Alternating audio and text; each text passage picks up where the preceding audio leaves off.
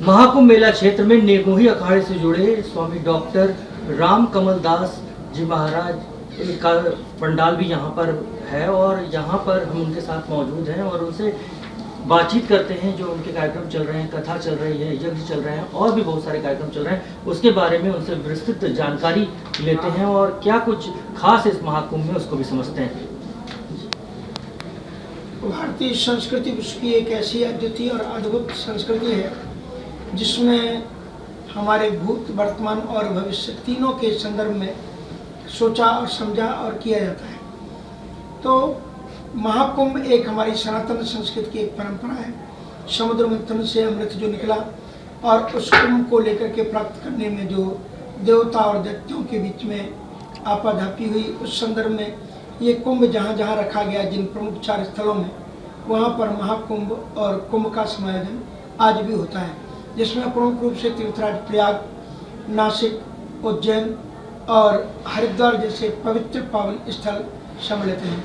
इस समय हम कुंभ नगरी प्रयाग में हैं। कुंभ नगरी से इसलिए कहा जाता है क्योंकि जहाँ 2 पवित्र नदियों का संगम हो जाए तो उसे हम संगम कहते हैं, पवित्र स्थल कहते हैं। और जहाँ पर भारतीय संस्कृति को समज्वल करने वाली श्रेष्ठतम गंगा, जमुना, सरस्वती जो ज्ञान, वैराग्य और कर्म की द्योतक हैं, उन तीनों का समागम होता हो, इससे बड़ा पावन सुयोग, संयोग और संगम कोई हो नहीं सकता।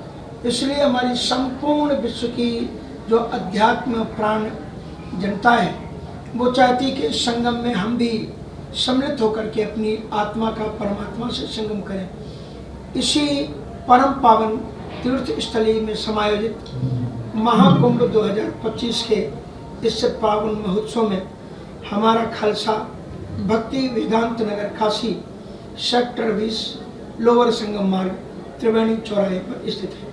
इसमें पूरे महीने भर 12 जनवरी से लेकर के 12 फरवरी तक श्री राम कथा का समायोजन है, क्योंकि 9 दिन में 7 दिन में राम कथा या भागवत कथा का पूरा किया जाना अत्यंत असंभव है। संभव तो अभी भी हमें नहीं लगता, क्योंकि 10 दिन व्यतीत होने पर अभी हम राम कथा में प्रवेश ही नहीं कर सके हैं। प्रासंगिक भूमिका और शिव चरित्र में को समापन करते हुए आज से हम राम कथा का शुभारंभ करेंगे। तो ये कथाएं लाइव भी हैं विभिन्न चैनलों में, तो उनको भी जाकर के श्रवण कर सकते हैं। इसके अतिरिक्त प्रातःकाल के सत्र में भी देश के अन्य अद्वितीय वक्ताओं के माध्यम से भी कथाओं का समायोजन है। प्रतिदिन भंडारा चल रहा है और अनवरत भंडारा है, इसमें किसी प्रकार की रोक टोक नहीं। कथाओं के बाद में प्रातःकाल की कथा जब होती है उसके बाद में भोजन है दोपहर का, और शाम को जब राम कथा का समापन होता है उस समय बैरू प्रसाद भी होता है और बाहर भी सभी लोगों को प्रसाद के वितरण की व्यवस्था की गई है। इसमें 25 तारीख को एक विराट संत सम्मेलन, जिसमें श्रेष्ठतम संतों का, तपस्वियों का समागमन यहाँ पर होगा। वे अपनी अपनी विचारधाराओं से भारतीय संस्कृति के लिए अपने महत्वपूर्ण सूत्र और चिंतन प्रस्तुत करें कि हमें दिशा और दशा दोनों को हम कैसे परिवर्तन करें, इसमें एक अपनी प्रेरणाप्रद भूमिका प्रस्तुत करेंगे। इसके अतिरिक्त ऐसे कवि जिन कवियों का तारतम्य भक्ति के साथ में है, संस्कृति के साथ में है, सभ्यता के साथ में है, ऐसे श्रेष्ठतम कवियों का कार्यक्रम भी समायोजित हमारे यहाँ पर 31 तारीख को किया गया है, 31 जनवरी को। इसके अतिरिक्त बीच में विदेशियों का सम्मेलन और भी विभिन्न कार्यों का संपादन है।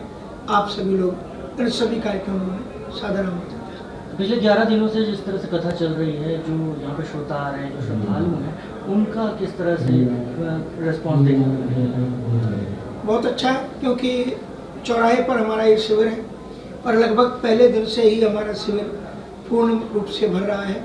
एक दिन की जगह भी हमारे पास में अच्छी है और उसके बावजूद भी पूर्ण रूप से चल रहा है। और बल्कि स्थिति ये आ रही है कि जब विशिष्ट स्नान होते हैं तो उनमें बैठने के लिए जगह नहीं होती है, तो बाहर तक लोग रहते हैं।